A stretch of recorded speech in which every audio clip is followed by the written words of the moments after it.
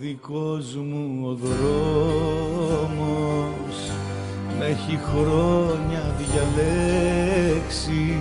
Η μέχρι σήμερα τηλεοπτική κυρίως εικόνα του μοιάζει να εμπεριέχει πολλά και ίσως αντιφατικά στοιχεία μεταξύ τους. Έτσι και στη δουλειά του. Είναι ο ίδιος άνθρωπος που μελοποίησε ποιητές σημαντικούς και σπουδαίους, που έγραψε μυθιστόρημα για το οποίο έλαβε διθυραμβικούς επένους από καθηγητές πανεπιστημίου, που συνέθεσε τραγούδια για την Αλεξίου, τη Μαρινέλα, τον Τερζή, το Ρέμο ή τη Θεοδωρίδου, αλλά και για του Σουάν, το Σάκη Ρουβά, τη Μαντό και την Άντζελα Δημητρίου. Στην πραγματικότητα, ο Γιώργος Θεοφάνους είναι ένας φυσιολογικός άνθρωπος, όπως όλοι. Με τα πάνω του και τα κάτω του, με τους θυμούς και τις ήρεμες στιγμές του, με τις χαρές και τις λύπες του, με τις εναλλαγές στα θέλω του, με τις ανάγκες και τα όνειρά του. Η μουσική, ωστόσο, ήταν ανέκαθεν η αφετηρία σε κάθε σημείο πλεύσης του. Έλα, να με τελειώσεις, μόνο εσύ μπορείς.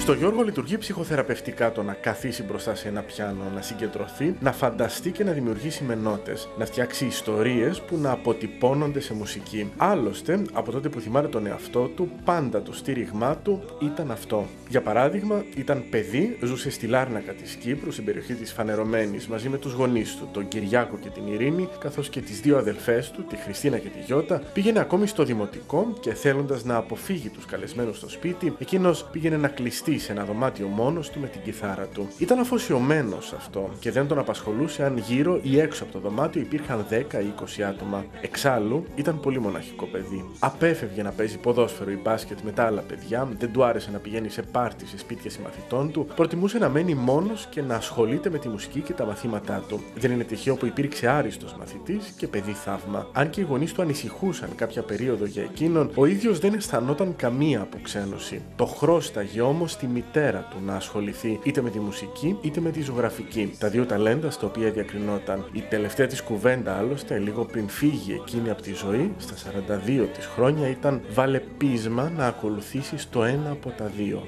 Μην το αφήσεις». Τραβάω λοιπόν σ' όλα μια κόκκινη γραμμή. Σβήνω μια αγάπη που είχε λάθος διαδρομή. Αφού το θες, ας είναι αυτή η πιο μεγάλη μας στιγμή.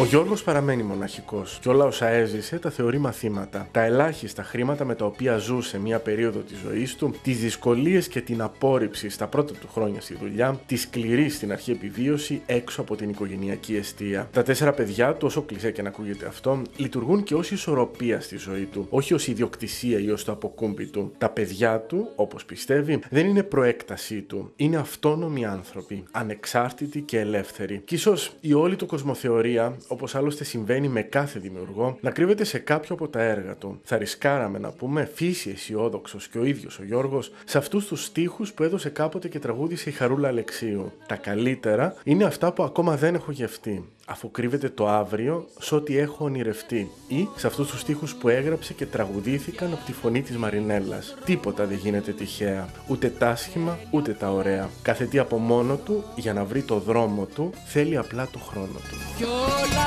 όσα γεύτηκα, αλήθινα ή ψεύτικα, μαζί σου τα όνειρεύτηκα.